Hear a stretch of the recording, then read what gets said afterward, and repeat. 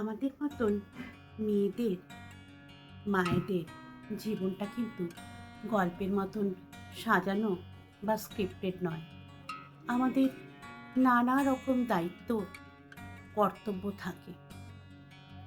সারাদিন টুকরো টুকরো কাজ থাকে, প্ল্যানিং থাকে, অনেকের দায়িত্ব আমাদের ওপর থাকে, ঘরে বাইরে। আজ শেয়ার করব আমার সারাটা দিন, সারাটা সপ্তাহ, টুকরো টুকরো মুহূর্ত কিভাবে কাটে। চলুন, হোয়াইট লিভিং উইথ সোমাতে আপনাদের সকলকে স্বাগত জানাই। আমার দিন শুরু হয় অনেকটা ভোরবেলায়। নিজে ফ্রেশ হয়ে চলে আসি রান্নাঘরে,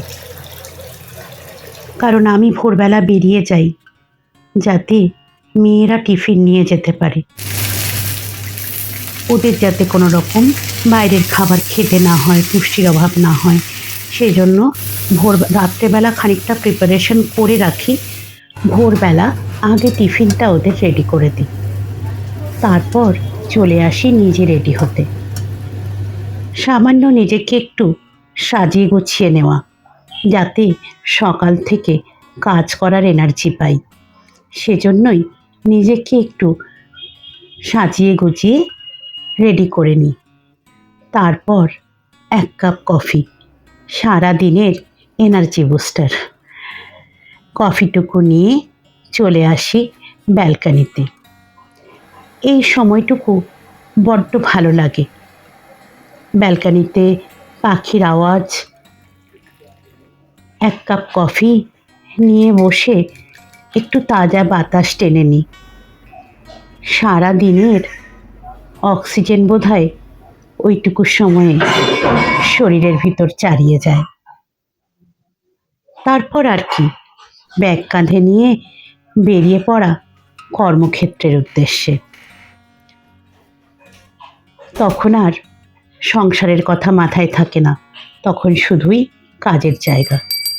ফিরে স্নান করে ঠাকুর ঘরে ঢোকা, গোপালের আরতি, ঠাকুরের পুজো মন শান্ত করে দেয়। ফের ঢুকে পড়ি রান্নাঘরে। পেটের জন্যই তো মানুষের এত কিছু, দুটো অন্নের সংস্থানের জন্যই সব কিছু মানুষের। রান্নাটুকু সেরে ফেলি পুজোর পরে। আমার মেয়েদের বা আমাদের খুব যে রান্নাবান্নার কিছু বিশেষ চাহিদা আছে তা নয়, তবে বাড়িতে করা রান্না খেতে সবাই ভালোবাসি। তাই যতটা সম্ভব, যতটা পারি এসে রান্না সেরে ফেলি। বিশেষত যখন আমার হাউস হেল্প দিদি না থাকেন, তখন কাজের পরিমাণটা আরও বাড়ে। ফুটতে থাকা ডালের গন্ধের সুবাস ছড়িয়ে পড়ে সারা ঘরে।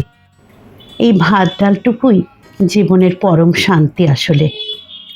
এখন আবার নতুন এক দায়িত্ব এসেছে, সেটা হলো ভোটের ডিউটি।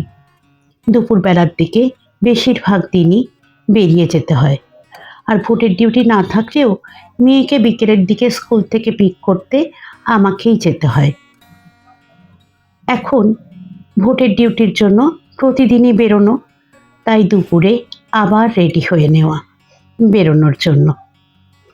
আবার শাড়ি পরে একটু সেজে গুজে রেডি হয়ে নেওয়া। স্কুলের ব্যাগটাই কি বারবার নিয়ে বেরোবো? ইচ্ছে করে না। তাই স্কুলের ব্যাগটা আজকে পাল্টে অন্য একটা ব্যাগ নেব। একটু পেন নিয়ে নিলাম, স্কুলে তো অনেক পেন নিয়ে যেতে হয়, সেগুলো লাগবে না। আমার এই চশমাটা এআই চশমা, এটাতে কথা বলা যায়, কাজেই ভোটের কাজ করার সময় বারবার ফোন ধরার দরকার হবে না, ওটা দিয়েই কথা বলতে পারবো, সেই বুঝে ওটা নেওয়া। আর পয়সার ব্যাগ, ফোন এসব তো আছেই। আসলে বারবার এসব পাল্টে নেওয়ার অর্থ নিজেকে একটু এনার্জি দেওয়া, একটু বুস্ট আপ করা। নতুন নতুন জিনিস ব্যবহার করতে মেয়েরা তো ভালোবাসি, তাই না বলুন? যাই হোক, ব্যাগ গুছিয়ে রেডি হয়ে নিলাম। ও হ্যাঁ, মাথার স্কার্ফটা নিতে ভুললে চলবে না, আর জল যা রোদ্দুর বাইরে, তাহলে রেডি হয়ে আবার বেরিয়ে পড়লাম কর্তব্যের উদ্দেশ্যে।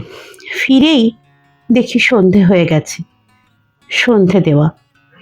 তারপর মন বড্ড চায় একটু আরামের চা খেতে। আসলে আমি বড্ড চা প্রেমী।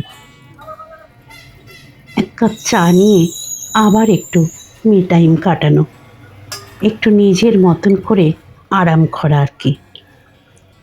তারপর রাতের রান্না বান্না, বাড়ির সকলকে খেতে দেওয়া, সবই রয়েছে। আবার পরের একটা নতুন দিনের প্রস্তুতি। সবাই খুব ভালো থাকুন, সুস্থ থাকুন।